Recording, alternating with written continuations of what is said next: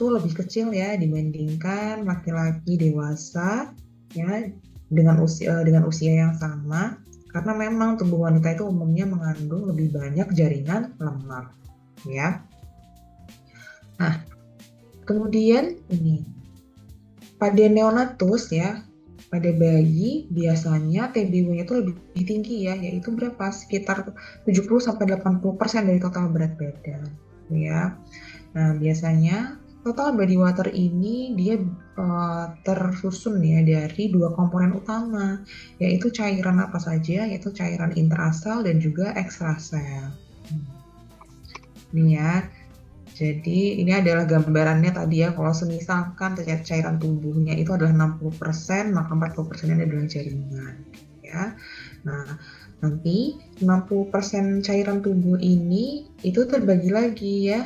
40%-nya adalah cairan intrasel dan 20%-nya adalah cairan ekstraseluler. Cairan ekstraseluler ini nanti terbagi lagi ya menjadi cairan interstisial dan juga intravaskular ya. Interstisial 15% dan di intravaskular sekitar 5% ya. Jadi ini adalah komponen cairan dalam tubuh ya. Nah, kalau cairan intrasel itu dia itu biasanya karakteristiknya adalah kadar natrium, klorid, dan juga CO3-nya itu lebih rendah ya dibandingkan yang ekstrasel. Ya, dan juga biasanya pada cairan intrasel ini dia lebih banyak kaliumnya, kalium, fosfat, dan juga protein. Jadi memang komposisi seperti ini memang tujuannya adalah untuk mempertahankan membran plasma sel itu agar tetap stabil. Walaupun memang tetap ada pertukaran antar ion ya biasanya, karena kan ada transport ini ya, transport membran memang terjadi, terutama pada mekanisme pasif ya, adanya osmosis, difusi ya. Kemudian kalau pada cairan ekstraseluler ini, dia biasanya tadi ya terbagi menjadi 15% interstisial dan 5% di intravaskular ya. Kemudian kalau cairan transseluler biasanya tuh volumenya sangat kecil ya. Jadi transseluler tuh di antara intra dan ekstrasel ya. Jadi itu adalah cairan yang disekresikan oleh lapisan epitel ya. Tapi biasanya dia tidak terlalu berkaitan ya ataupun tidak terlalu berarti dalam balance cairan ya.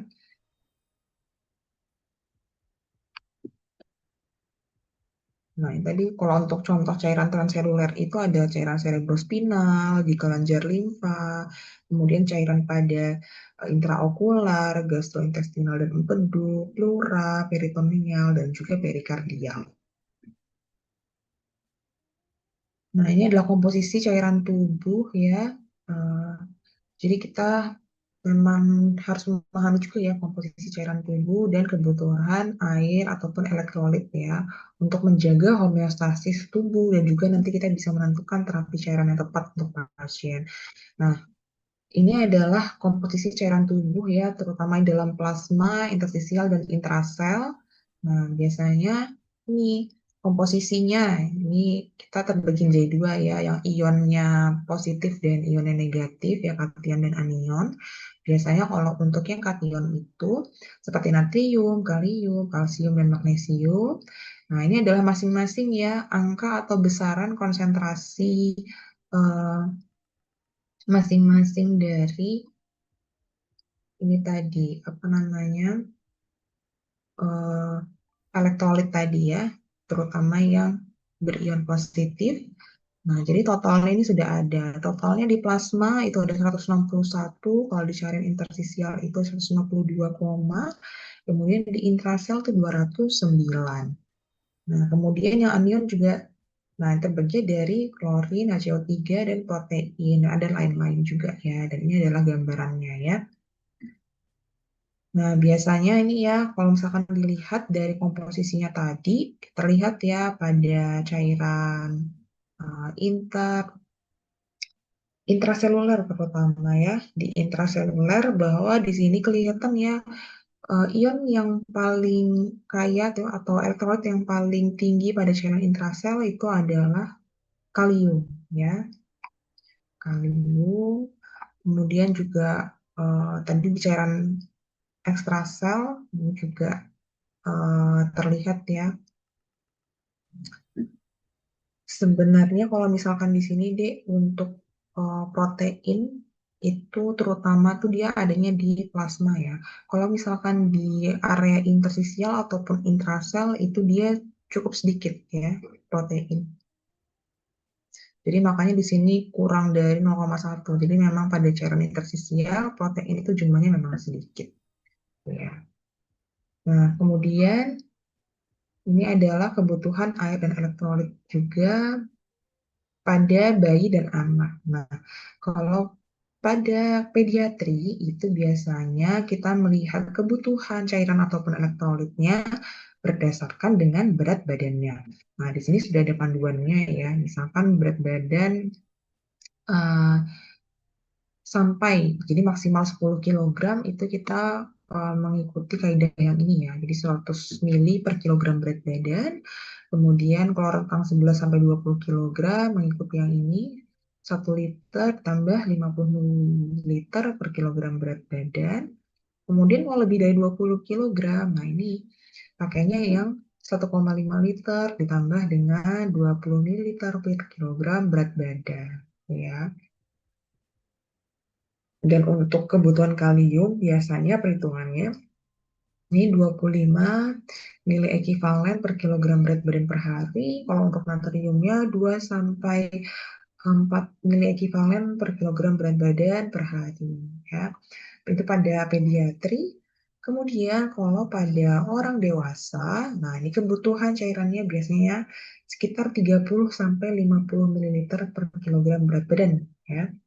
Kemudian kalau kaliumnya 1 sampai 2 mg dan kebutuhan natriumnya 2 sampai 3 mg per kilogram berat badan. Ini adalah kebutuhan hariannya ya. Jadi nanti tinggal dikalikan saja dengan berat badan pasiennya. Tuh.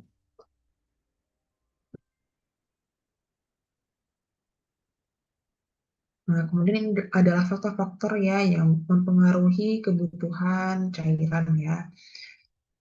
Faktor-faktornya dan juga di sini kita yang pertama ya kita bagi menjadi dua. Jadi memang eh, tadi ya ada faktor yang dapat meningkatkan kebutuhan cairan dan juga ada faktor yang dapat menurunkan kebutuhan cairan. Yang pertama dari faktor suhu tubuh ya, suhu tubuh. Nah, kalau misalkan pasien dalam kondisi demam dengan kondisi tadi ya suhu tubuh yang meningkat, ya, nah biasanya kebutuhan cairan otomatis juga akan meningkat. Nah, di sini peningkatannya adalah sekitar 12% setiap ada kenaikan atau peningkatan suhu 1 derajat ya. Jadi biasanya ini baru dihitung jika suhu tubuhnya itu sudah lebih dari 37 derajat Celcius. Kalau sudah lebih dari 37 derajat Celcius, setiap ada kenaikan 1 derajat dari suhunya, otomatis akan ada peningkatan kebutuhan cairan sebesar 12%. Tuh. Nah, sebaliknya, jika pada kondisi suhu tubuh pasien itu menurun, tadi ya, biasanya penurunannya itu juga eh, 12% juga ya, setiap ada penurunan suhu 1 derajat. Tuh, pada kondisi hipotermi terutama. Kemudian, pada pasien dengan kondisi hiperventilasi ini juga membutuhkan eh, cairan yang lebih banyak ya. Kemudian kalau kelembapan lingkungan itu sangat tinggi, itu justru dia dapat menurunkan kebutuhan cairan. Ya. Kemudian aktivitas fisik yang ekstrim ataupun berlebihan, kan otomatis juga akan ada pengeluaran cairan ya pada kondisi seperti itu ya. Seperti keringat ya salah satunya, otomatis juga di sini kebutuhan cairan akan meningkat. Atau juga seperti pasien-pasien yang mengalami diare, luka bakar, atau banyak buang air kecil berkemih. Nah, ini juga butuh eh, cairan ya. Jadi bisa meningkatkan kebutuhan cairan. Kemudian ini juga kita harus perhatikan ya, Untuk pasien dengan gagal jantung dan juga gagal ginjal, ini kan biasanya kondisi dengan retensi cairan. Sehingga pada kondisi ini, biasanya cairan itu akan sangat diperhatikan, jangan sampai berlebih, sehingga pasien dengan gagal jantung dan gagal ginjal itu adalah faktor juga ya yang dapat menurunkan kebutuhan cairan dalam tubuh ya. Retensi cairan, kemudian pasien yang tidak bisa buang air kecil atau berkemih, atau pasien yang tidak ada aktivitas fisik. Kemudian kita masuk juga nih ke dalam paparan yang berikutnya ya. Nah, kalau yang ini kita akan melihat ini kandungan air dalam organ tubuh. Jadi memang tiap organ tubuh itu dia memiliki kandungan air yang berbeda-beda ya. Kalau di sini diurutkan ya dari yang paling tinggi sampai yang paling rendah.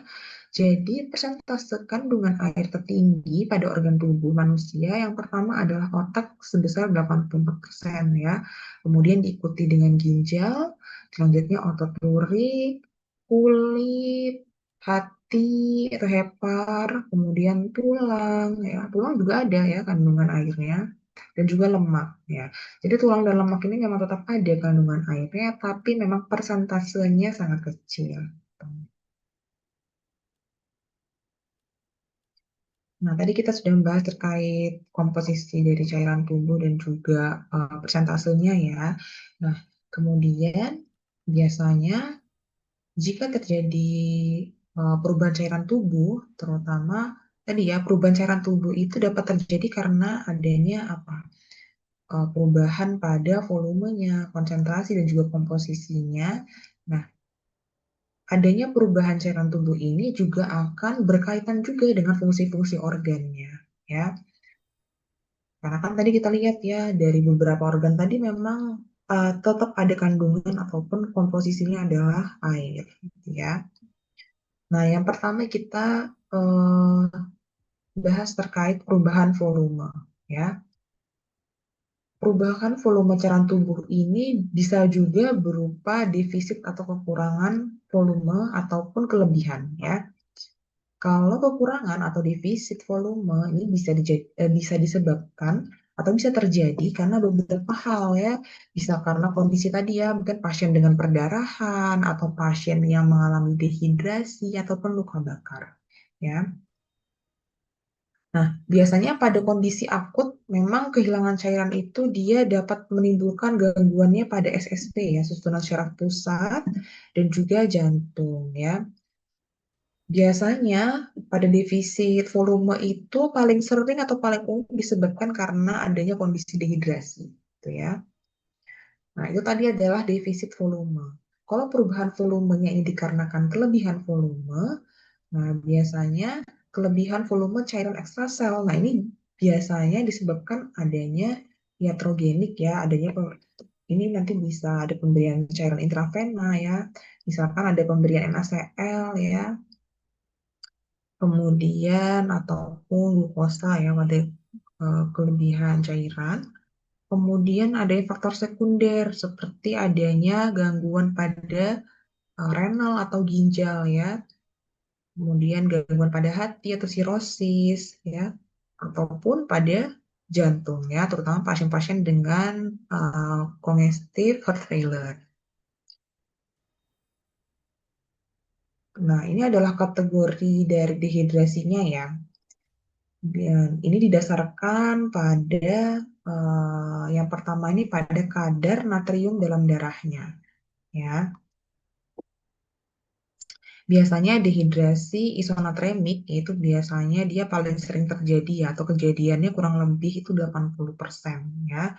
Sedangkan kalau yang hipo dan hipernatremik itu biasanya lebih kecil kejadiannya hanya 5 sampai 10 kasus saja gitu ya. Nah, ini adalah kadar natrium dalam darah dan pengkategoriannya. Kalau misalkan kadar natrium dalam darah itu berkisar 130 sampai 150 mili ekuivalen per liter, maka dia masuk kategorinya isonatremik. Kalau dia kurang dari 130, dia masuknya hiponatremik. Kemudian kalau lebih dari 150 itu hipernatremik. Ya. Kemudian eh, jika kita melihat berdasarkan tingkat keparahan dari defisit cairannya tadi, nah ini terbagi menjadi tiga. Ada yang derajatnya ringan, sedang, sampai berat. Nah ini berdasarkan berat badannya. Jadi kita lihat kalau misalkan defisitnya atau kekurangan cairannya itu berkisar 4% dari total berat badan tubuh pasien, berarti dia masih masuk kategori ringan. Kalau 8% dia masih masuk kategori sedang. Nah, kalau 12% ini sudah masuk ke kategori dehidrasi yang berat. Nah, itu tadi adalah perubahan volume. Kemudian tadi ada perubahan konsentrasi juga ya, terutama konsentrasi atolit ya. Nah, biasanya perubahan konsentrasi ini dapat berupa hiper ataupun eh, hiper ataupun hipo tadi ya. Nah, jadi untuk melihat ataupun mengetahui kira-kira pasien ini termasuk yang hiper ataupun hipo, itu kita ada melihat ini juga ya, perhitungan ya untuk menghitung defisit elektrolitnya. Nah, kalau untuk defisit natrium itu biasanya kita eh, mengikuti rumus berikut. Jadi, natrium serum yang diinginkan atau targetnya itu berapa, kemudian itu nanti dikurangi dengan kadar natrium dalam darah yang terukur. Ini biasanya ada dalam data labnya ya. Misalkan ada dalam data lab pemeriksaan darah lengkap gitu ya. Kemudian ada elektrolit darah. Nah, biasanya kita lihat kadar natriumnya itu berapa, kalium dan juga klorinnya itu berapa, klorida itu ada berapa, klorida.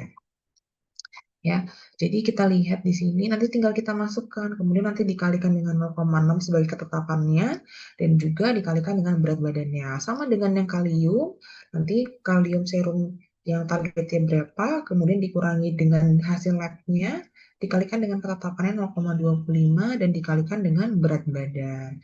Yang klorida juga sama ya. Nanti dikalikan dengan ketetapannya yang 0,45. Gitu ya. Nah, kemudian yang ketiga, kita nanti akan melihat juga perubahan komposisinya ya. Nah, kalau perubahan komposisi ini biasanya eh, itu bisa terjadi tanpa mempengaruhi osmolalitas dari cairan di ekstraseluler. Contohnya ya, misalkan kadar kalium itu dia ada peningkatan ya dari 4 mili ekivalen menjadi 8. Nah, tapi itu tidak mengubah osmolalitasnya ya. Walaupun dia tidak mengubah osmolalitasnya, tapi ini juga tetap dapat mengganggu fungsi dari otot jantung ya. Nah, ini juga contoh yang kedua misalkan pada hipokalsemia ya, itu kan kadar kalsium dalam darah itu kan rendah ya.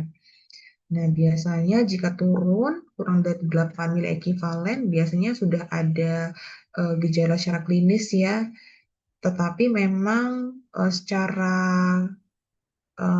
ininya klinisnya belum dari segi osmolalitasnya itu belum ada perubahan yang bermakna ya.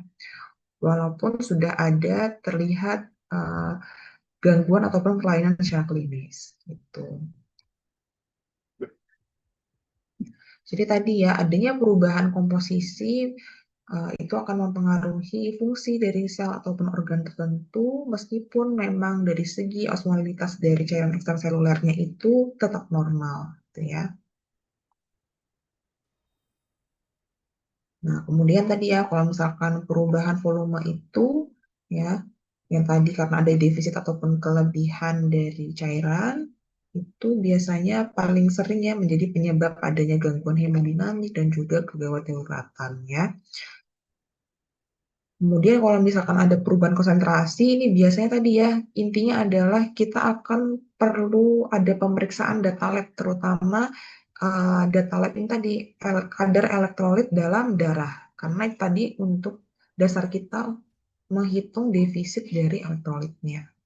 Ya. Kemudian selanjutnya ini adalah gangguan keseimbangan elektrolit. Ya. Jadi tadi ya ada ketidakseimbangan elektrolit ini kan memang dapat menimbulkan berbagai macam kondisi ataupun gejala ya. Nah, biasanya dengan mengidentifikasi adanya eh, abnormalitas dari keseimbangan elektrolit ini, itu bisa eh, apa ya, bisa mencegah terjadinya kegawat daruratan terutama karena bisa kita deteksi secara dini dan juga bisa kita segera lakukan koreksi ya, koreksi elektrolit. Nah, ini adalah contoh-contohnya ya jenis elektrolit dan juga batas normalnya ya dalam satuan miliekivalen per liter.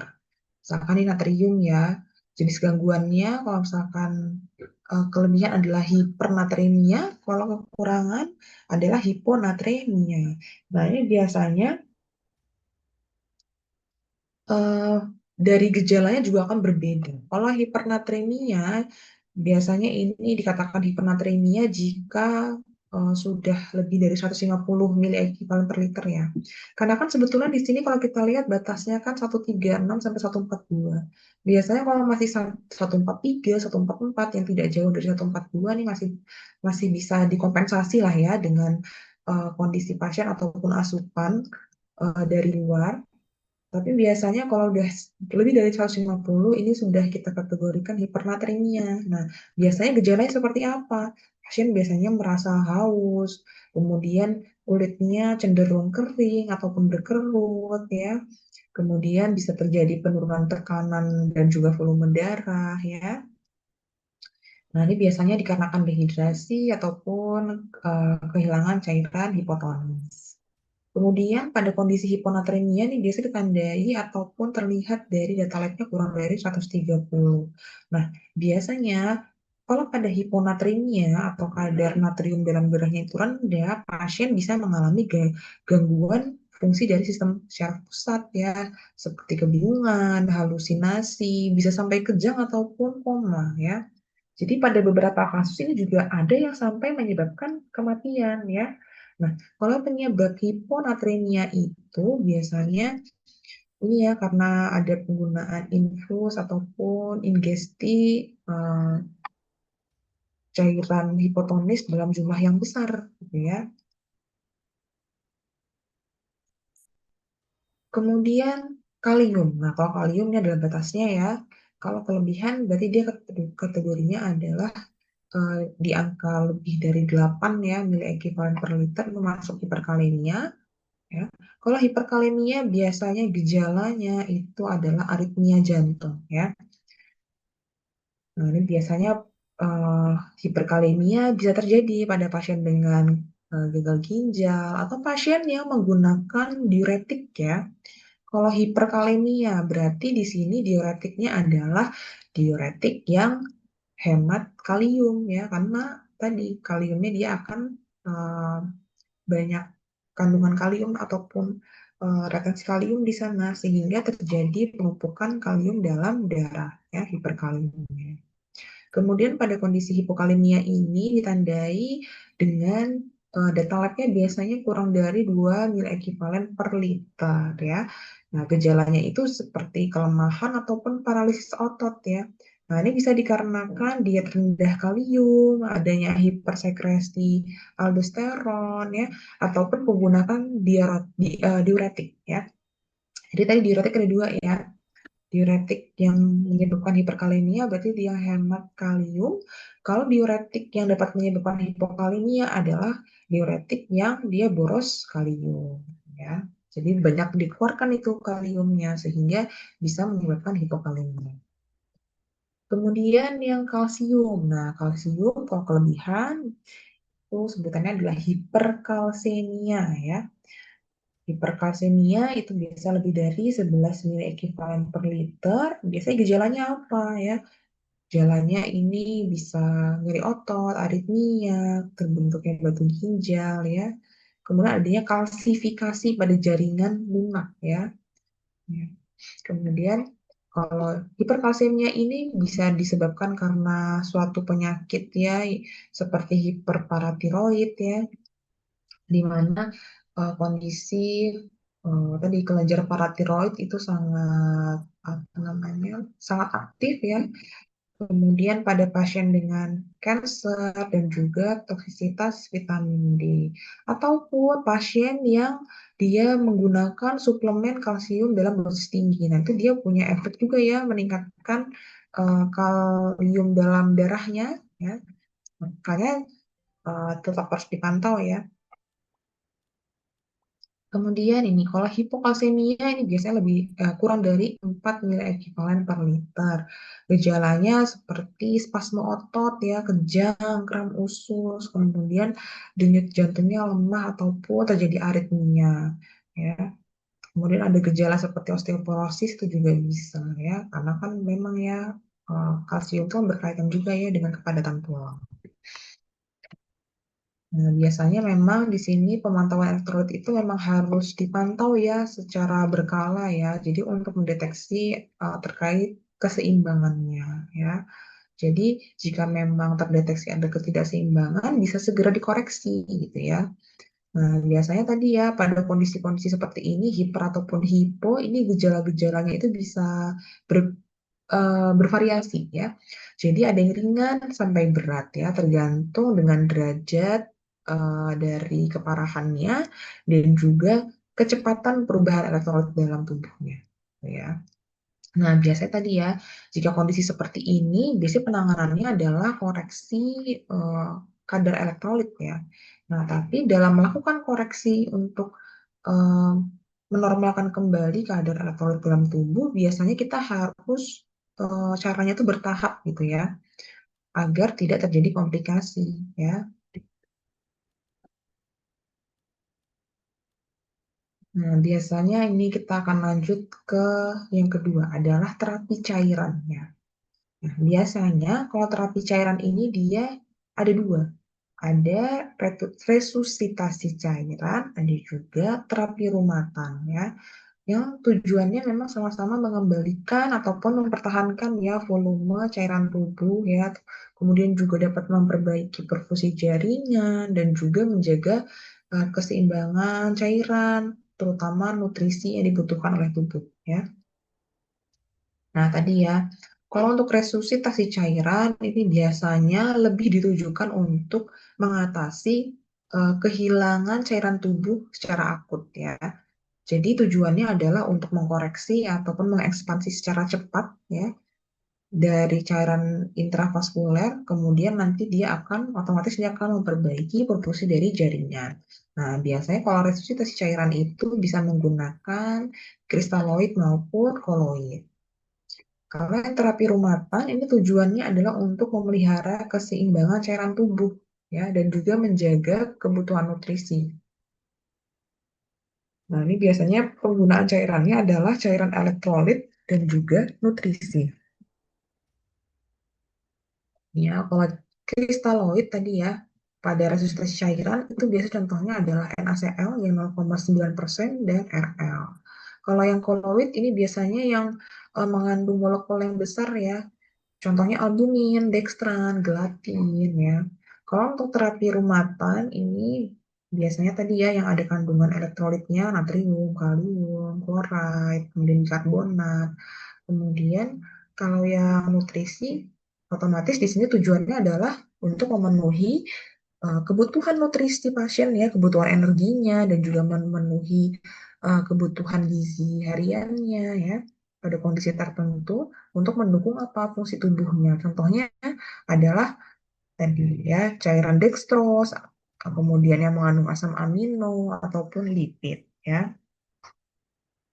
Nah, ini biasanya akan kita bahas juga pada TPN ya, atau Total Parenteral Nutrition. Nah, kemudian ini adalah prinsip pemilihan cairannya. Jadi memang jenis cairan itu ada beberapa macam dan juga pemilihannya itu didasarkan pada kebutuhan ataupun kondisi kehilangan cairan tadi ya. Jadi jumlah cairan pengganti itu dapat kita hitung ya berdasarkan eh, ini tadi apa namanya rumus-rumus yang ada di sini ya.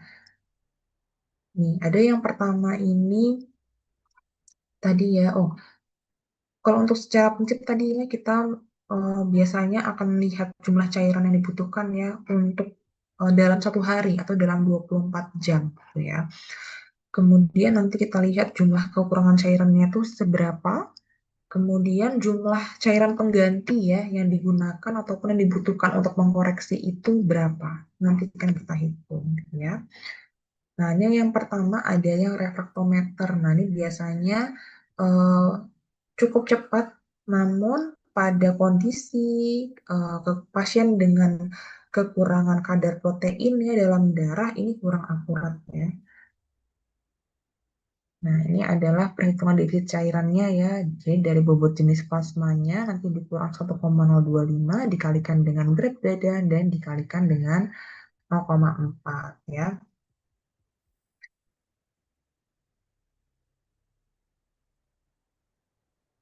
Nah, kalau yang biji plasma itu dia berdasarkan bobot jenis yang eh, muncul ataupun adalah hasil dari refraktometernya. Kemudian nanti 1,025 ini adalah berat jenis normalnya ya. Jadi ini adalah konstanta 1,25 memang sudah ketentuannya ya.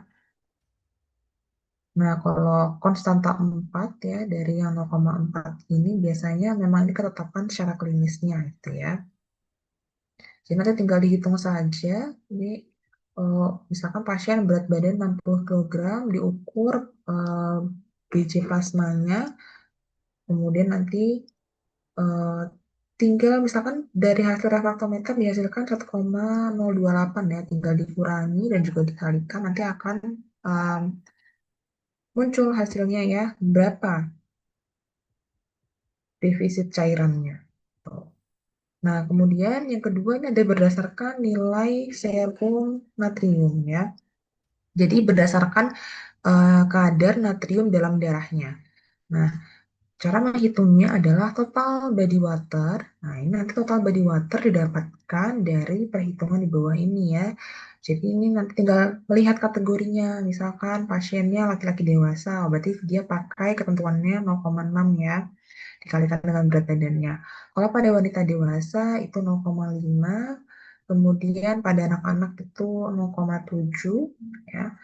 Nah, biasanya kalau nilai natrium saat ini itu adalah berdasarkan nilai natrium dari hasil pemeriksaan ya.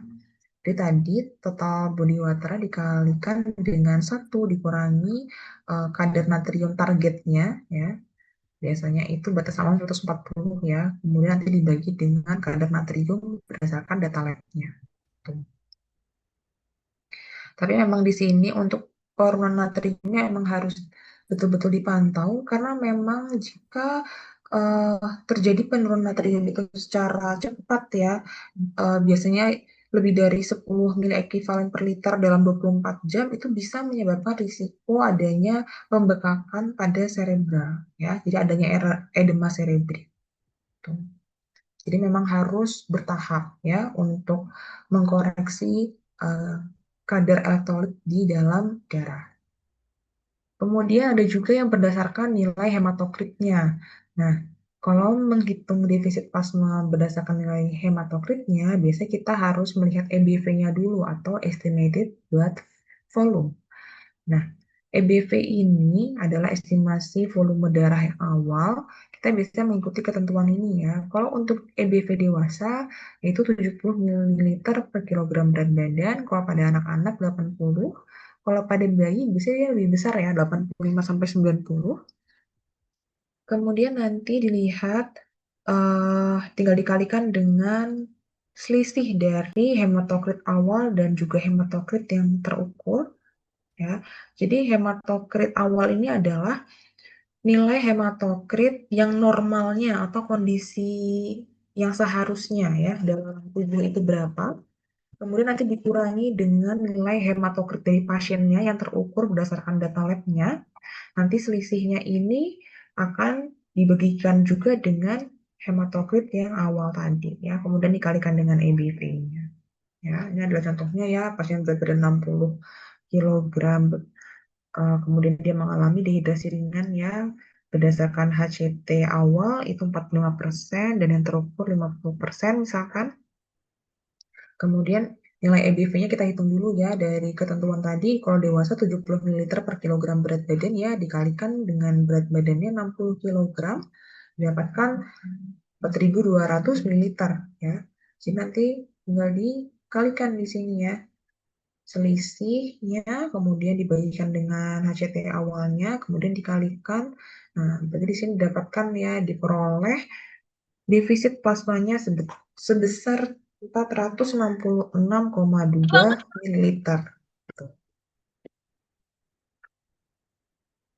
Selanjutnya kita masuk ke perkiraan volume defisit cairan berdasarkan parameter klinisnya ya. Jadi tadi ya selain ada pemeriksaan lab biasanya kehilangan darah itu kita dapat perkirakan ya melalui parameter klinis pada klasifikasi shock. Nah, pada tabel ini adalah tabel perkiraan volume defisit cairan berdasarkan parameter klinisnya. Nah, di sebelah sini ada parameter klinisnya ya, dan di sebelah sini adalah klasifikasi atau kelas shocknya ya. Jadi tadi ya, misalkan berdasarkan kehilangan darahnya, berapa mililiter ya. Nah, biasanya kita mulai dari 750. Kalau misalkan masih 750, berarti dia masih masukkan kategori kelas 1 ya. Kemudian semakin tinggi ya, itu dia akan masuk ke kelas 4 jika sudah lebih dari 2 liter ya kehilangan darahnya. Kemudian, nah itu kehilangan darah berdasarkan volumenya ya. Sekarang berdasarkan persentasenya ya. Persentase dari estimated blood volume tadi ya. Nah, di sini biasanya start dari 15%. Oh, bukan. Sampai 15% ya. Dari 0 sampai 15% itu masih masuk kategori kelas 1. Dia semakin meningkat pada kelas 4 itu biasanya jika terjadi kehilangan darah sebanyak lebih dari 40%. Kemudian denyut nadinya. Denyut nadi ini atau heart rate, nah ini kita lihat juga ya di pembagiannya ya. Kalau kurang dari 100 berarti dia masih masuk kategori kelas 1. Kalau lebih dari 140 ini sudah masuk ke kelas 4. Kemudian dilihat tekanan darahnya ya. Pada kelas 1 dan kelas 2 ini biasanya cenderung normal ya. Tapi pada kelas 3 sampai 4 ini cenderung menurun untuk tekanan darahnya. Kemudian untuk frekuensi nadinya, kalau untuk frekuensi nadinya tadi biasanya cenderung normal atau meningkat ya pada kelas 1. Tapi pada kelas 2 sampai 4 ini cenderung menurun ya. Kemudian RR atau respiratory rate ya, frekuensi nafasnya. Biasanya 14 sampai 20 masih masuk kategori kelas 1. Semakin meningkat lebih dari 35 ini sudah masuk kategori kelas 4. Tuh. Kemudian kita juga bisa lihat dari parameter klinisnya berupa produksi urinnya ya dalam volumenya itu mililiter, jadi mililiter per jam. Nah, biasanya lebih dari 30 ml per jam itu masih masuk kategori kelas 1. Semakin rendah atau sampai tidak ada sama sekali produksi urin, maka ini masuk ke kelas 4. Ya. Kemudian dari kondisi sistem syaraf pusatnya atau status mentalnya, biasanya pasien dengan kelas 1 itu masih merasakan gelisah yang ringan, kemudian nanti dia akan terus berkembang ya, sampai pada kondisi yang kelas 4 itu bisa terjadi kebingungan dan juga letargi ya. Nah, kemudian ini cairan penggantinya, biasanya 3:1 ya. Kalau kelas 1 biasanya hanya dibutuhkan kristaloid ya, di kelas 2. Nah, pada kelas 3 dan kelas 4 ini selain kristaloid juga dibutuhkan darah juga ya. Jadi memang semakin berat kelas dari shocknya ini tadi ya, biasanya tadi ya terlihat juga bahwa semakin besar juga kondisi kehilangan darah dari pasiennya ya. Sehingga apa? Dari secara klinis kondisi pasien ini juga akan semakin memburuk gitu ya. Nah, biasanya penilaian seperti ini memang harus dilakukan secara berkala dan berulang ya, dan juga dikombinasikan dengan pemeriksaan penunjang lainnya ya.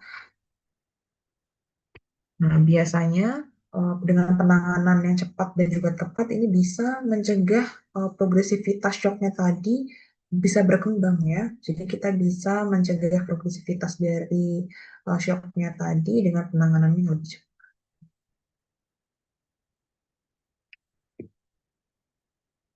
Nah, kemudian ini adalah jenis cairannya tadi ya. Jadi memang tadi kalau cairan intravenanya itu diklasifikasikan menjadi kristaloid dan juga koloid ya. Nah, biasanya tadi ya seperti yang sudah dijelaskan tadi bahwa kalau kristaloid itu adalah larutan yang molekul organiknya itu kecil ya dan juga dilarutkan dalam air. Biasanya dia sifatnya ada yang isotonis, hipotonis maupun hipertonis ya. Kalau untuk kristaloid biasanya dia cenderung aman, non-toksik, bebas reaksi, dan juga dari segi harga dia lebih murah. Ya. Namun kalau untuk kekurangannya tadi ya, memang kemampuan cairan kristaloid ini punya keterbatasan untuk dia tetap berada pada di area intravaskular atau di dalam pembuluh darah. Ya. Nah, kristaloid ini ya yang paling banyak digunakan adalah NS atau normal salin atau NaCl yang 0,9% dan juga ringer laktat ya. Nah, biasanya karakteristik dari kristaloid ini dia juga komposisinya mirip dengan cairan ekstrasel ya. Misalnya penggunaannya untuk resusitasi defisit cairan ya. Karena tadi kristaloid ini dia lebih banyak menyebarnya tuh ke ruang interstisial ya dibandingkan dengan cairan koloid. Nah, ini adalah komposisi cairan kristaloid ya. Jadi dia kandungannya ada glukosa, natrium, klorida, kalium, kalsium, laktat. Dan ini adalah osmolaritasnya ya. Nah, jadi cairan kristaloid itu ada berbagai macam tadi ya. Tidak hanya normal salin dan dengar laktat, ternyata ada D5W ya. Ada D5W ya, kemudian ada D5 setengah NS, ada D5NS ya. Kemudian ada D5RL, ada NaCl 5%. Tapi jangan lupa kalau NaCl 3 ataupun 5% ini masuknya kategori high alert ya. Jadi memang tidak boleh dimasukkan ke intravena secara langsung, harus dicairkan dulu gitu ya. Karena kan dia sifatnya di hipertonis ya. Kalau yang isotonis ini NaCl 0,9% ya. Nah, biasanya untuk eh, pasien ya dengan kadar gula darahnya rendah ataupun kadar natrium dalam darahnya tinggi, itu biasanya bisa menggunakan atau cocok menggunakan dextrose yang 5% ya. Ini di Rimawi. Nah, tapi perlu perhatian juga ya untuk resusitasi menggunakan kristaloid ini eh, kita harus perhatikan kondisi pasien juga ya, karena memang harus dihindari dengan pasien-pasien yang hipermoralitas ataupun hiperglikemi ya. Kemudian adanya kejadian diuresis osmotik ataupun asidosis cerebral. Nah, tadi adalah yang kristaloid, sekarang kita masuk ke cairan yang koloid. Ya. Kalau yang cairan koloid ini biasanya dia digunakan sebagai pengganti plasma ya, karena dia memang mengandung partikel dengan berat molekul dan juga aktivitas osmotik yang cocok ya, yang bisa bertahan lebih lama di ruang intravaskular atau di dalam pembuluh darah, sehingga memang efektif untuk meningkatkan volume plasma ya. Nah, tadi ya karakteristiknya dia mengandung partikel onkotik ya. Kemudian juga tadi jika diberikan secara intravena, maka dia sebagian besar akan tetap berada di dalam ruang intravaskular ya, atau di dalam pembuluh darah tadi ya. Berbeda dengan yang kristaloid tadi. Kalau kristaloid tadi dia kurang bisa mempertahankan kondisi ataupun tetap berada di intravaskular ya. Tapi kalau yang koloid ini dia bisa bertahan dalam ruang intravaskular. Sehingga tadi ya dengan karakteristik ini tadi tekanan adanya partikel onkotik sehingga dia punya tekanan onkotik yang lebih besar juga, dia bisa mempertahankan volume plasma lebih baik ya dibandingkan dengan kristaloid. Nah, ini adalah jenis-jenis cairan koloid yang biasanya bisa digunakan ya, mulai dari tadi ya, albumin ya. Jadi albumin ini salah satu larutan ataupun cairan koloid juga yang berasal dari plasma manusia memang. Nanti akan bisa dibuat dengan pasteurisasi di suhu 60 derajat Celcius ya selama 10 jam untuk meminimalisir adanya transmisi dari mikroorganisme seperti virus hepatitis B ya ataupun virus-virus imunodefisiensi gitu ya. Nah, kalau albumin ini dia karakteristiknya dia punya T setengah dalam plasma itu kurang lebih 16 jam ya. Dan sebagian besar, kurang lebih 90% dari albumin ini dia akan tetap bertahan di intravaskular ya dalam kurun waktu 2 jam setelah pemberian. Biasanya digunakan untuk resusitasi volume pada kondisi hipovolemia ya, ataupun pasien pasca apa namanya operasi itu juga bisa.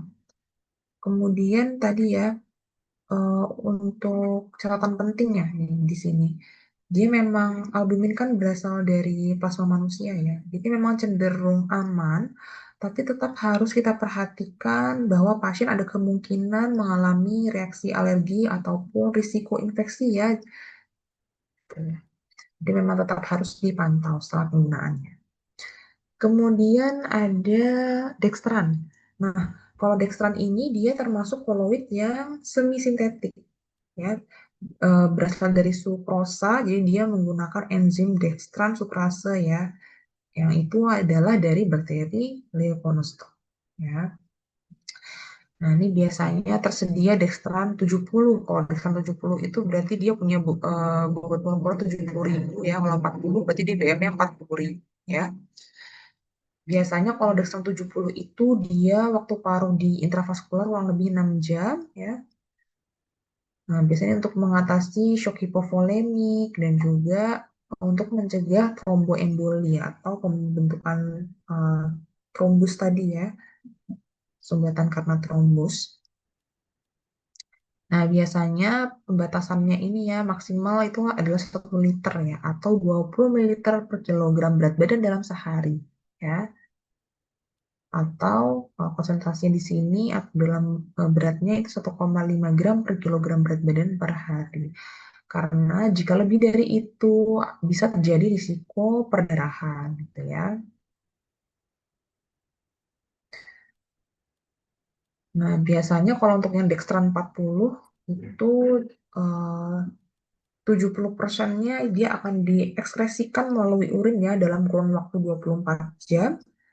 Nah, sehingga untuk dextran ini biasanya yang dextran 40 terutama ya, dia kurang disarankan untuk pasien dengan shock hipovolemia karena bisa menyebabkan atau muncul risiko gangguan pada ginjal atau gagal ginjal akut ya. Kemudian ada juga gelatin. Nah, kalau gelatin ini biasanya eh, kalau gelatin kan macam-macam ya sumber asalnya ya, tapi di sini biasanya kita menggunakan ini ya gelatin yang dihidrolisis dari kolagen sapi ya. Nah, ini contohnya ada gelatin suksinasi atau dialfusin ya dalam cairan isotonik yaitu NaCl. Kemudian ada juga gelatin urea poligelin ya.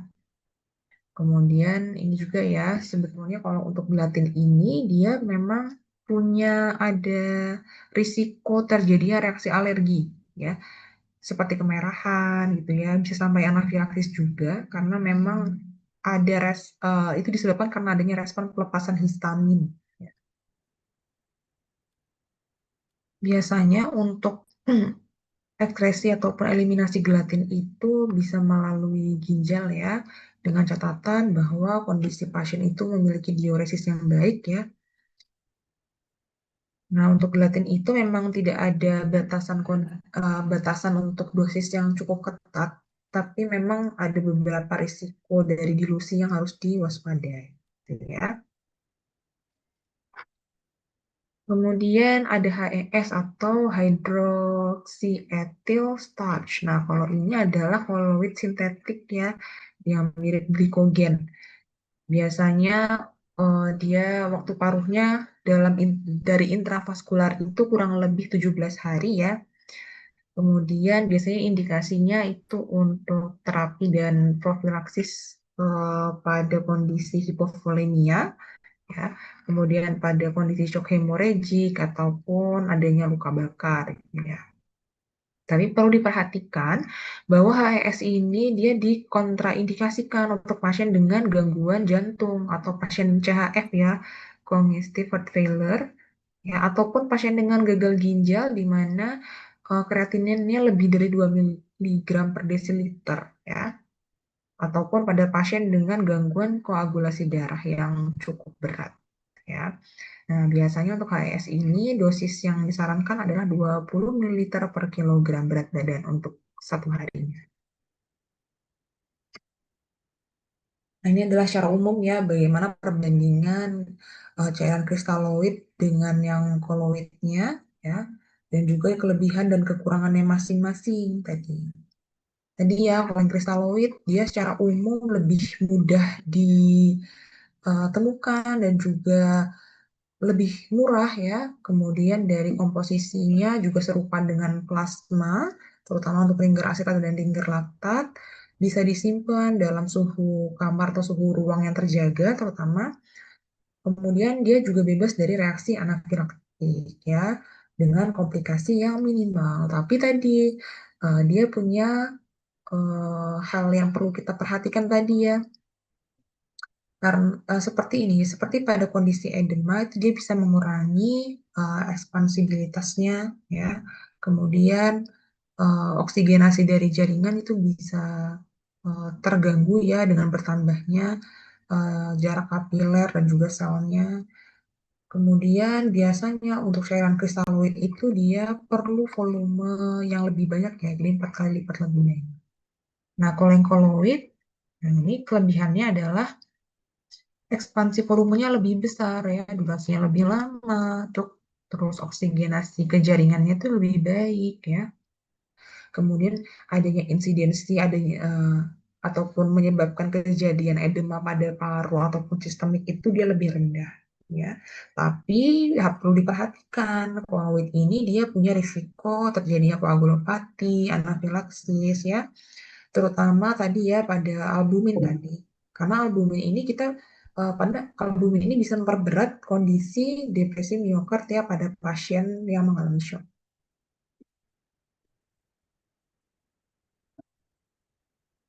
Nah, ini adalah cairan pengganti sesuai dengan jenis dari defisitnya ya. Misalkan tadi ya, jika defisit darah, otomatis di sini cairan pengganti yang sesuai adalah RL, NaCl ya, dan juga produk darah. Kemudian kalau yang defisit adalah plasmanya, biasanya bisa menggunakan tambahannya ada RL, NaCl, dan juga koloid ya.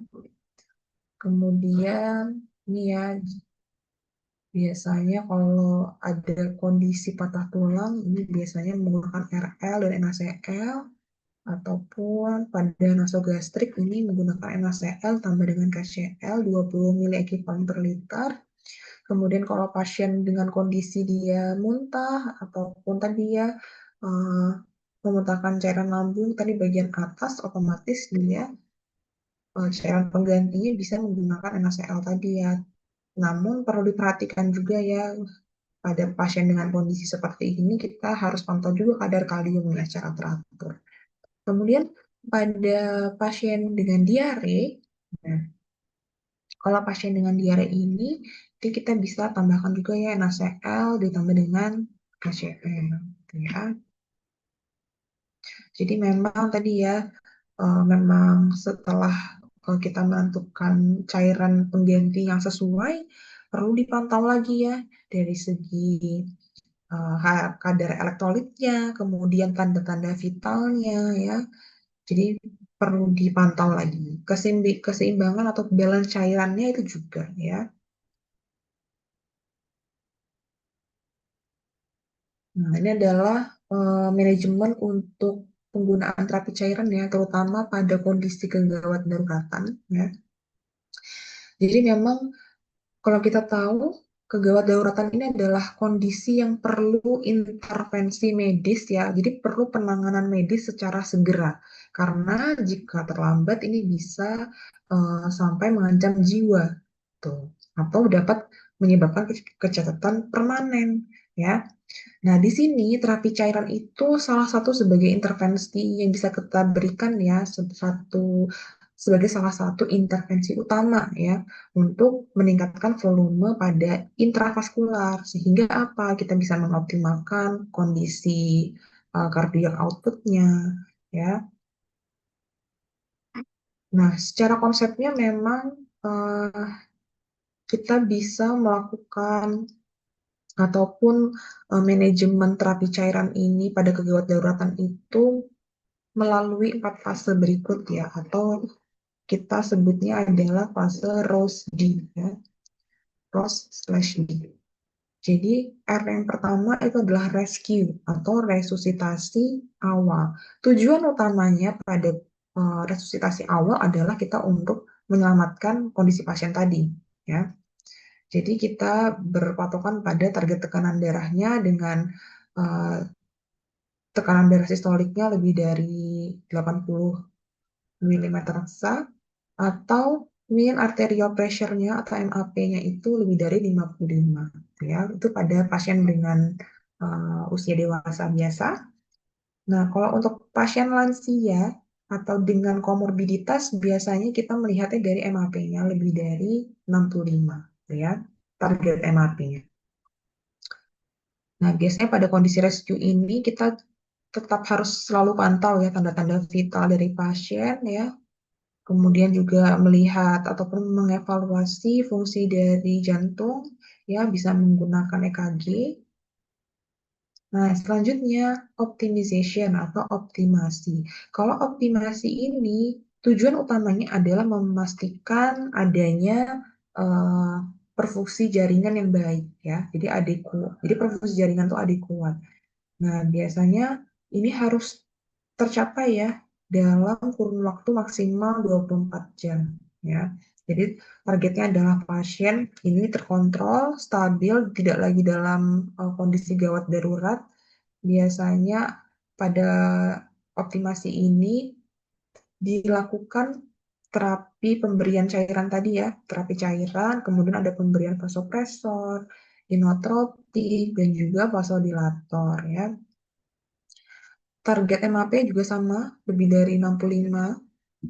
Kemudian selanjutnya stabilization atau stabilisasi. Nah, tadi ya, setelah kita memastikan bahwa perfusi jaringan sudah terjaga, selanjutnya adalah kita harus memaintenance kondisi pasien. Nah, ini biasanya dilakukan selama beberapa hari ya.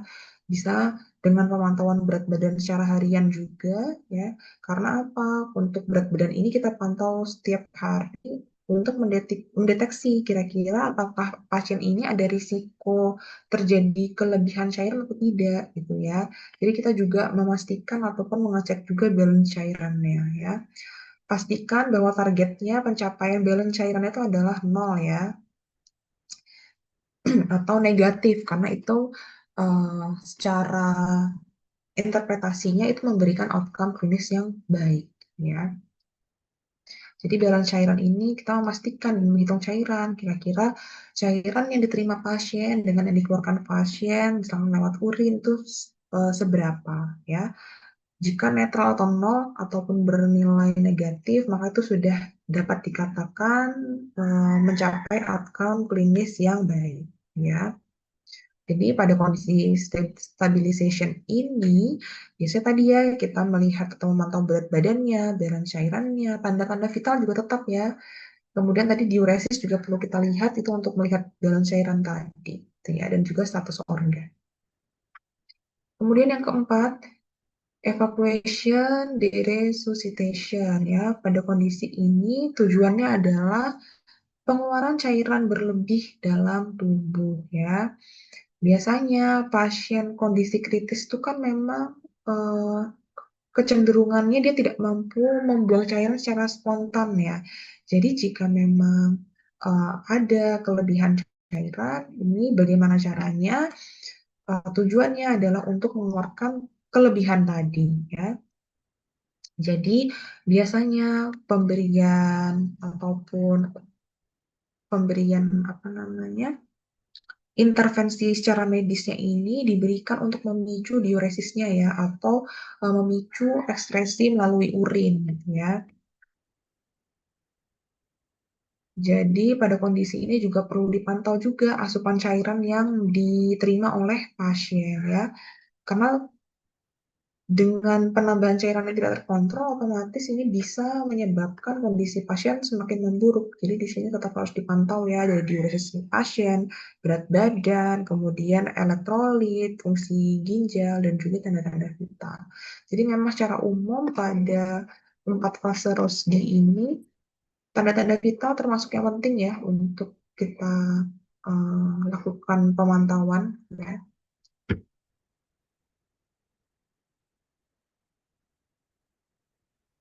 Nah, ini adalah terapi cairan pada kegawat daruratan, terutama pada pasien dengan luka bakar ataupun penyakit kulit karena dehidrasi tadi ya.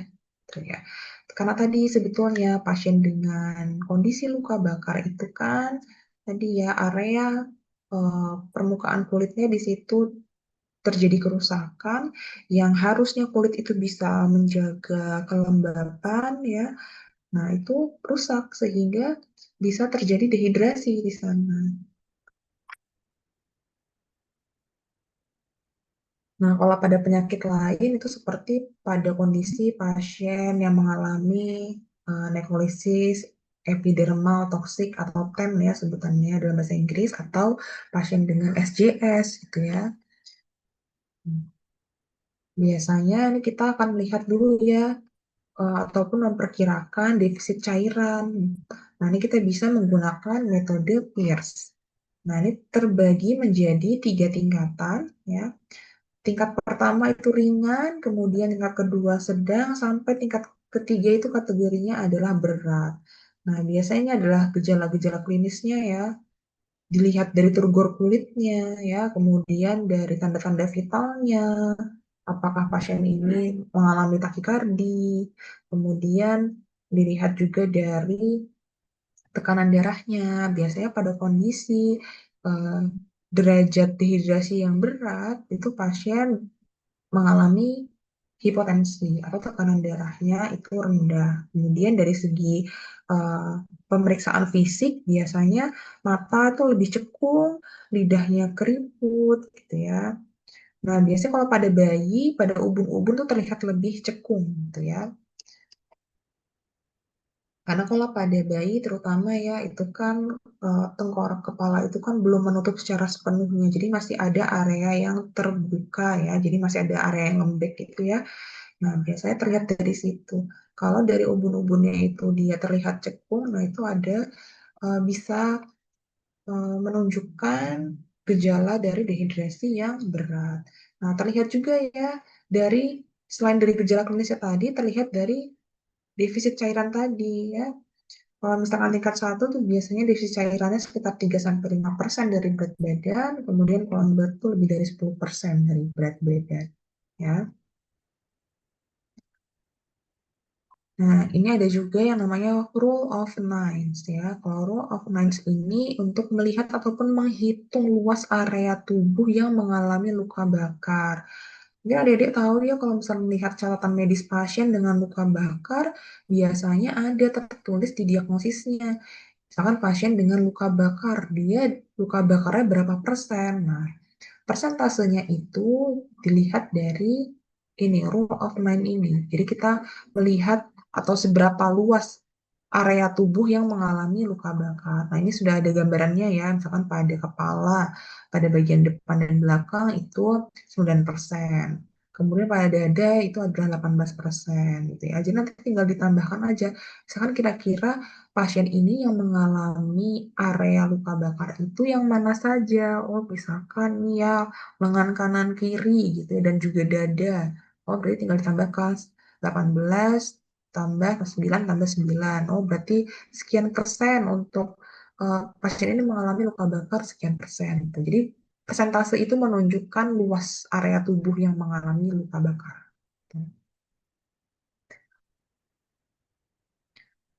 Nah, biasanya untuk dalam 24 jam itu ya, kebutuhan cairan pengganti dalam 24 jam pertama kita bisa menggunakan formula Parkland. Ya, formula Parkland ini biasanya bisa digunakan pada kondisi luka bakar yang lebih dari 20% pada dewasa atau lebih dari 10% pada anak-anak ya. Tadi berapa persentasenya berdasarkan rule of nine ini tadi ya. Misalkan pada dewasa, kalau pada dewasa itu adalah ketentuan formulanya adalah 2 sampai 4 ml per kilogram berat badan per luas area tubuh yang terkena. Ya. Kalau pada anak-anak, biasanya tadi ya kebutuhan cairannya akan lebih besar yaitu 6 ml per kilogram berat badan. Gitu ya. Nah, jadi memang pada umum dan pada intinya terapi cairan itu memang harus disesuaikan dengan derajat hidrasi dan juga luas area kulit yang mengalami luka bakar tadi ya.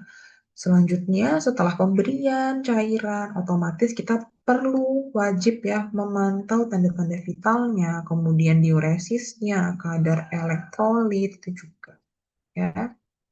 Jangan lupa pada pemberian cairan diwaspadai ya kelebihan cairan karena terjadinya kelebihan cairan itu bisa menyebabkan pasien mengalami edema paru dan bisa sampai gagal organ ya.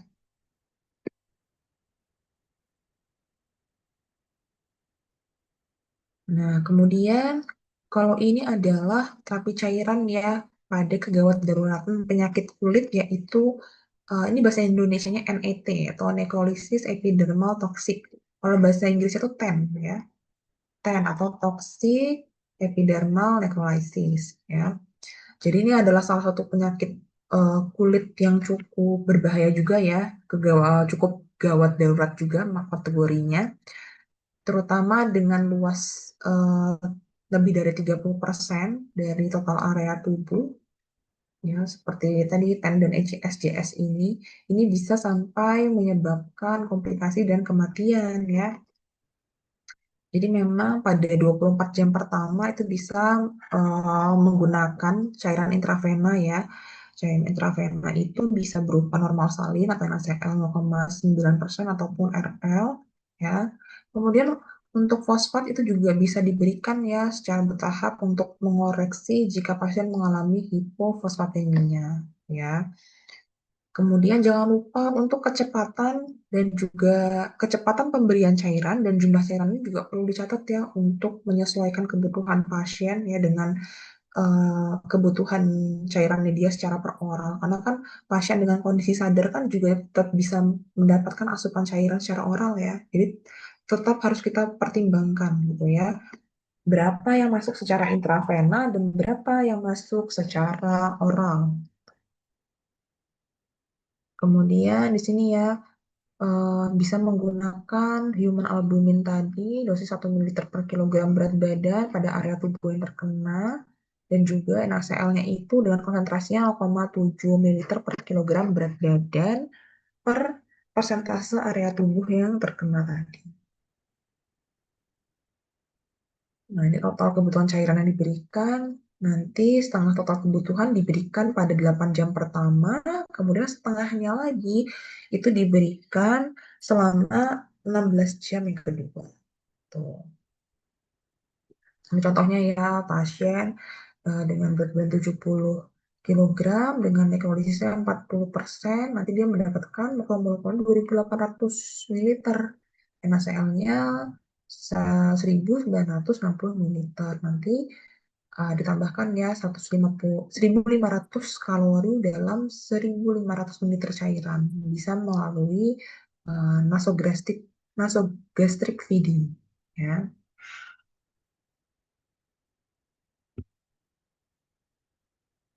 Jadi tadi ya pada 8 jam pertama biasanya nanti akan menggunakan 1.400 ml untuk makromolkulnya, kemudian NaCl 980, kecepatannya itu 75 tetes per menit.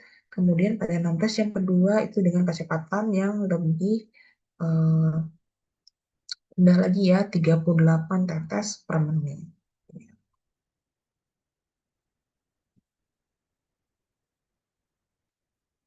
Kemudian nih ya, pasien juga bisa mendapatkan nutrisi per sonde, jadi menggunakan sonde ya untuk memberikan makanan pasien. Nanti eh, ada ketentuannya bisa 3.500 sampai 4.000 kalori per harinya ya. Tapi ini memang kalau misalkan jika kondisi saluran cernanya baik, jika memang fungsi pencernaannya terganggu, biasanya eh, diet secara per sonde ini menggunakan sonde ini tidak bisa diberikan ya. Maka jika ada gangguan seperti itu, bisa menggunakan cairan kristaloid itu 2 ml per kilogram berat badan per jam ya. Kemudian ini pada 24 jam kedua ya, nanti menggunakan cairan maintenance-nya yaitu setengah cairan koloid dan kristaloid pada 24 jam pertama ya. Nah, kemudian ini tadi ya untuk perkiraan defisit cairan tadi sudah. Nah, ini adalah kecepatan pemberian cairan berdasarkan urin output-nya. Jadi biasanya pasien dengan kondisi seperti ini nanti akan dipasangi semacam kateter gitu ya, dan juga ada urin bag-nya. Jadi biasanya terlihat dari sana. Di urin bag itu nanti akan dipantau oleh perawat biasanya ya, dipantau dan dicatat bisa direkam medis, kira-kira dia dari jam sekian sampai jam sekian itu nanti dia ada berapa pengeluaran volume urinnya. Nah, itu nanti akan dijumlahkan selama atau sampai 24 jam ya untuk melihat urin outputnya, untuk melihat balance cairannya. Nah, pada kondisi ini tadi untuk menyesuaikan kecepatan pemberian cairan dengan volume urin output pasien ini adalah apa namanya panduannya tadi ya. Misalkan kalau urin outputnya itu kurang dari 15 ml tiap jamnya, maka untuk kecepatan pemberian cairannya itu eh, kita bisa menggunakan persentase 20% atau 200 ml per jam.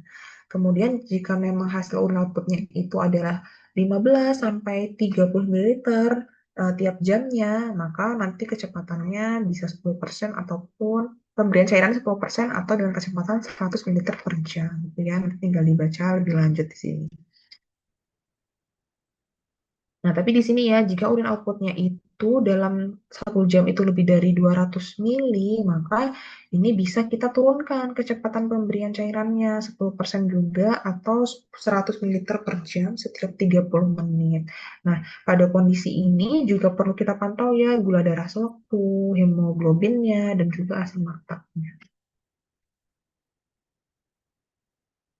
Nah, ini dan terakhir nih adalah setelah pemberian terapi cairan, kira-kira apa saja yang perlu dimonitoring ya pada pasien ya. Jadi memang kita perlu memonitoring tadi ya parameter secara klinis dan juga data lab pasien ya kita untuk mengevaluasi respon pasien tadi terhadap pemberian cairan secara intravena ya. Nah, ini yang pertama tadi dari penelitian tekanan darah ya. Jadi Eh, karena pada kondisi nadi cepat, juga tekanan darah meningkat, otomatis curah jantung ini atau cardiac output itu tinggi ya. Itu bisa disebabkan karena tadi cairannya berlebih, ya.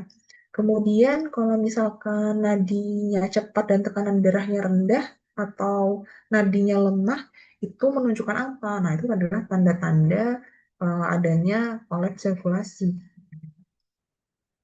Kemudian vena perifer. Nah, ini vena perifer itu normalnya vena itu terisi penuh dalam 3 sampai 5 detik ya setelah lengan itu ditinggikan ya. Tapi pada kondisi defisit natrium atau dehidrasi ekstrasel, nah itu pengisiannya menjadi lebih lambat ya, lebih dari 3 sampai 5 detik. Kemudian pada kondisi overhidrasi biasanya pena ini akan terisi sangat lambat mengosongnya. Kemudian pada kondisi hipovolemia itu eh, biasanya pengisian kembali vena itu akan juga lebih lambat. Kemudian berat badan. Ya, berat badan tadi perlu dipantau ya, karena tadi penurunan berat badan 1 kilogram itu sama dengan kehilangan, artinya sama dengan kehilangan kurang lebih 1 liter cairan, gitu ya. Jadi, jika memang pasien selama dia dipantau itu terjadi penurunan berat badan sampai 10%, nah itu menunjukkan bahwa pasien bisa jadi mengalami dehidrasi, ya. Karena di sini berat badan juga menunjukkan volume cairan tadi ya. Jika berkurang berat badannya, otomatis di situ ada volume cairan yang hilang gitu. Kemudian tekanan vena sentral. Nah, ini untuk melihat volume darah dan tekanan pengisian jantungnya. Kemudian biasanya kalau tekanan vena sentral ini tidak pada semua pasien, biasanya diprioritaskan untuk pasien-pasien dengan gangguan jantung, pasien dengan riwayat perdarahan yang cukup berat, ataupun pasien dengan eh, karakteristik pasien itu adalah geriatri atau lansia. Kemudian rasa haus. Nah, rasa haus ini biasanya adalah gejala awal dari dehidrasi sel ya. Karena tadi ya cairan ekstraseluler meningkat, konsentrasi meningkat, nah itu hipertonis ya. Kemudian tadi hilangnya cairan air yang murni atau pemberian NaCl itu bisa menyebabkan hipertonisitas. Kemudian intake dan output. Kalau urine output itu normalnya adalah 30 sampai 50 ml tiap jam ya. Nah, jika urine outputnya itu melebihi batas lebih dari sama dengan 200 ml per jam, nah ini berarti menunjukkan bahwa pemberian cairan itu kecepatannya terlalu tinggi, ya. Sehingga perlu ada penurunan kecepatan pemberian cairannya, seperti yang di ini tadi ya, tampil ini tadi. Nah, jika ada penurunan urine output, itu bisa menunjukkan tanda hipovolemia ya. Jadi, volume cairan dalam darah itu berkurang. Kemudian yang tujuh adalah turgor kulit. Nah, turgor kulit ini kita melihat ataupun menilai keseimbangan cairan berdasarkan turgor kulit. Biasanya diperiksanya itu di area dada ataupun lengan atas ya. Jika turgor kulit itu dia menurun, kemungkinan dehidrasi atau hipovolemia. Jadi bisa diberikan apa ya penekanan ataupun cubitan di area kulit tersebut. Kemudian nanti dilihat dari area yang sudah diberi tekanan atau cekungan tadi itu dia cepat kembali normal atau dia tetap apa namanya tetap dalam kondisi cekung gitu ya. Jadi dilihat kecepatan dia kembali normal seperti apa. Jika dia lambat, kondisi kulit tadi itu lambat eh, mengalami tadi kembali seperti normal, otomatis di situ kan menunjukkan bahwa turgor kulit itu sudah menurun. Nah, itu bisa memungkinkan terjadinya dehidrasi di sana atau menandakan terjadinya dehidrasi. Kemudian pemeriksaan lab. Pemeriksaan lab ini nanti kita bisa melihat dengan jelas ya terkait konsentrasi elektrolit ya dalam darah untuk melihat keseimbangan elektrolit. Kemudian kita juga bisa melihat kondisi asam basa ataupun fungsi ginjal dan kadar protein dalam plasmanya seperti apa ya. Nah, biasanya untuk pemeriksaan lab itu tadi ya, untuk elektrolit yang dicek ada natrium, kalium, klorida, bikarbonat. Kemudian untuk keseimbangan asam basa tadi itu biasa kita melihat dari nilai pH-nya ya. Kemudian kalau fungsi ginjal lihat dari kreatinin ya, kreatinin serum. Kemudian nanti kita bisa melihat ataupun menghitung clearance kreatininnya atau GFR-nya gitu ya. Kemudian pemeriksaan darah lengkap tadi terutama untuk melihat kadar hematokritnya ya. Karena tadi kalau untuk hematokrit yang tinggi berarti dia menunjukkan hemokonsentrasi. Jadi dia menunjukkan adanya defisit volume dari plasmanya. Kalau hematokritnya rendah, nah ini bisa bisa jadi karena adanya kelebihan uh, volume pada plasmanya tadi, gitu ya. Kemudian tadi untuk protein serum biasanya ini albumin globulin ya. Jadi nanti dilihat. Biasanya kalau adanya penurunan protein serum ya dan juga penurunan tekanan osmotik, maka bisa terjadi edema ataupun berkurangnya volume cairan di sirkulasi darah ya. Kemudian tadi berat jenis plasmanya juga bisa dicek dari data lab ya. Oke, cukup sekian. Berikut tadi adalah materi terakhir kita ya. Jadi besok adalah jadwal untuk praktikumnya. Sesuai jadwal praktikumnya, besok sore ya, berarti praktikumnya di ruangannya di KF 12. Sudah kesepakatan juga kan ya, Dek, dengan asistennya masing-masing ya? Betul bisa mendampingi ya besok? Sudah saya beritahu di grup, Ibu. Oke, berarti tidak ada masalah ya. Kemudian untuk laporan ataupun tugas pendahuluannya sudah disampaikan juga, Dek, dari asistennya? Sudah diberikan, Ibu. Oh ya, oke. Kalau begitu, eh, mungkin cukup sekian ya dari saya. Besok kita bertemu lagi ya pada praktikum. Kemudian untuk UASnya, nah ini rencananya UASnya itu akan dilaksanakan kemungkinan nih Dek, sebelum jadwal UAS. Jadi di luar jadwal UAS tapi sebelum UAS. Jadi mungkin sebelum tanggal 9 gitu ya. Tapi nanti akan saya infokan lebih lanjut ya untuk jumlah soal dan juga materinya.